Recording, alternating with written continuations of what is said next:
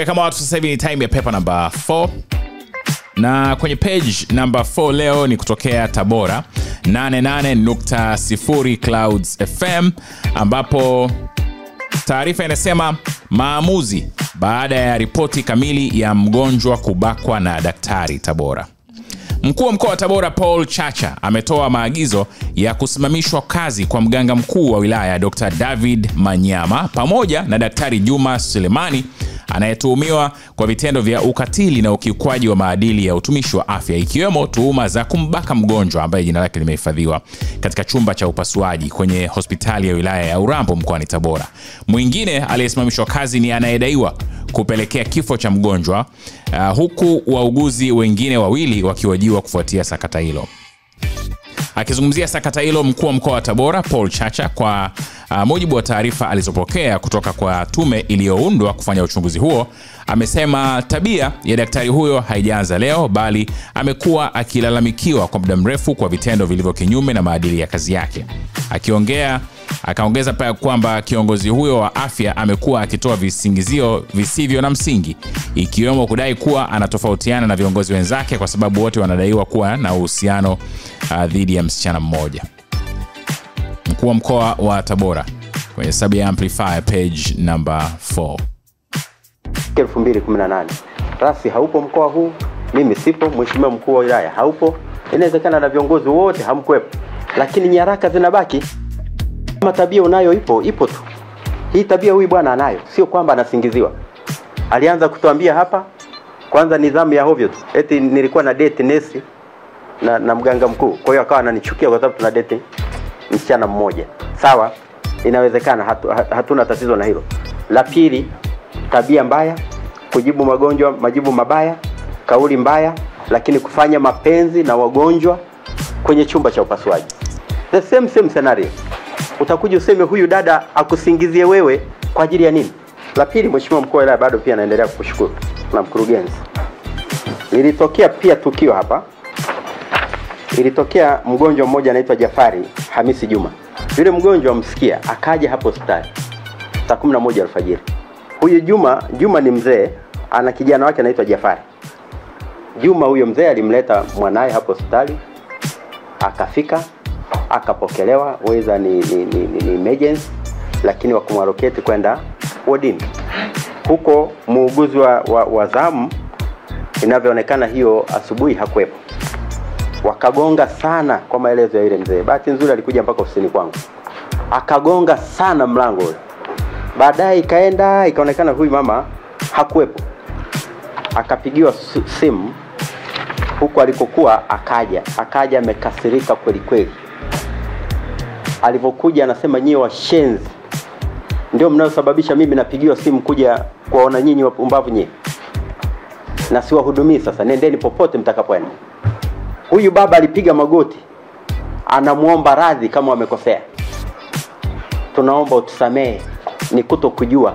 Anasema nimewambia nendeni popote, sitawahudumia. Huyu baba akaona mwanae asije akafia pale, akambeba akarudi naye nyumbani. Yule kijana akafa. Haitoshi, mwezi huu wa pili msimamishe leo tena chini ya polisi. Huyu mtu amekufa, nani atamtetea? Na hatuna namna ya kumtetea. Akitoa ushuhuda wake mbele ya mamlaka za ulinzi na uongozi wa mkoa wa Tabora, huku akiwa amefunikwa uso wake na kanga kuficha utambulisho wake, mwanamke ambaye anadai kubakwa na daktari huyo katika chumba cha upasuaji amesema tukio hilo lilitokea asubuhi siku ya tarehe 24 Novemba mwaka 2025 wakati alipofika hospitalini hapo akiwa na maumivu ya tumbo. Ilikopo ni asubuhi, tumefika hospitali, ilikopo tarehe 24. Tulipofika pale hospitali, mimi nikafika pale hospitali nikakaa, mume wangu ndo akaanza kufanya hizo process za kuonana na daktari. Tulipoonana na daktari, tukamkuta daktari mwingine wa kike yupo mle ndani. Tulipomkuta yule daktari, tukaongea naye, yule daktari akaniambia kwamba lala hapo nikuangalia. Nikalala kweli pale kitandani, akipo na daktari yule wa kike yumo na mume wangu na yeye mwenyewe Dr. Juma. Nilipokuwa nimelala pale, akanibinya tumbo, akaniambia shuka. Nilivyoshuka akatuelekeza kwa daktari mmoja hivi, akasema kwamba kuna daktari hapa ultrasound haipo, ila kuna daktari mwingine ambaye anayo hiyo ultrasound. Akawa ametuelekeza kwa daktari Lichi. Tukawa tumeenda, tumefika kwa daktari Lichi. Huyo Dr. Lichi akawa amefanyaje, ametupima ultrasound, akatuuliza majibu, alisema nimrudishie, tukasema ndio, akatupa ile majibu, tukawa tumemrudishia Dr. Juma. Tulipomrudishia Dr. Juma tukamkuta yupo na wagonjwa wengine. Kawapeleka chumba cha upasuaji. Alivyokuwa ametupa yale na nilia, tumempa ile majibu, akaniambia nisubirini hapo. Kweli tukamsubiri. Alipomalizana na yule mnanilia mtu wa kumpasua kuna kule chumba cha upasuaji, akaniita mimi. Alivyoniita mimi nikiwa peke yangu, mume wangu yeye akabaki pale pale ambapo alikuwa ametuambia tumsubiri. Nilipokuwa nimeenda mle, akaniambia kwamba wewe una uchafu mwingi, kwa hiyo kuna dawa ambayo nitakuwa nikupatie ili kusaidie. Alivyokuwa akaniambia sasa, akaniambia lala hapo chini ili nikupatie dawa, vue nguo nikupatie dawa. Kweli nikavua mimi nguo, akaniambia mimi nifanyaje, amenipatia dawa, ameniambia lala hapo chini, nikawa nimelala. Akaja akawa amevua nguo na yeye akaanza kunibaka. Alipoanza kunibaka mimi nikaanza kuwa nalia. Nipo nalia afu akawa ananiziba mdomo. Ameniziba mdomo afu akamaliza, alipomaliza haja zake akawa kamfanyaje, kaniruhusu. Nikawa nimetoka kile chumba. Nilipokuwa nimetoka kile chumba, ila mume wangu alikuwa kamenona kabisa nipo nalia. Akawa niuliza wewe vipi? Tukawa tumeelekea kule kwa huyu Dr. Juma. Dr. Juma akatupa zile dawa ambazo zilikuwa zinahitajika. Alafu akatuambia wewe unaweza kumpatia mke wako dawa au mke wako unaweza kujipatia dawa? Nikasema hapana. Akasema njoo nikuelekeze. Alipokuwa akaniambia niende, akatuelekeza, ndo tukaenda mimi na yeye na mume wangu tena kule chumba cha upasuaji. Akawa amenielekeza, ila mimi nipo nalia. Nilipokuwa nalia, anamuelekeza mume wangu jinsi ya kunipatia dawa. Baada ya hapo alipomaliza tukashuka. Akaniambia shuka muende sasa. Sawa sawa, kama ongea na mume wangu, wakalipana. Mimi na nilia, nipo nalia tu, nipo naondoka. Mume wangu akaniambia mbona wewe upo hivi? Kuna nini? Ndio mume wangu nilikuwa nimemwambia kwamba Dr. Juma amenibaka. Mume wangu akasema haiwezekani, namkuta. Alivorudi hakumkuta Dr. Juma. Alipokuwa amemkuta Dr. Juma hayupo, ndo akawa ameniambia sasa tunafanyaje, Dr. Juma hayupo.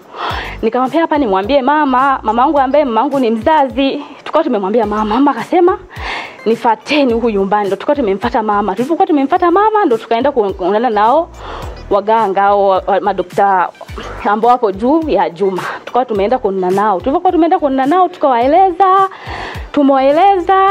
ndo wakatuambia tuwasubirie kwanza. Tumwasubiria. Ndo tukaongea nao mle ndani, tumeongea nao, mwisho wa siku akaanza kuwaita hao wakuu wa pelelezi. Walipokuwa wanawaita ndo ikawa imeendelea hivyo mpaka tumeenda kituoni. Na mpaka sasa ipo hivyo. Same.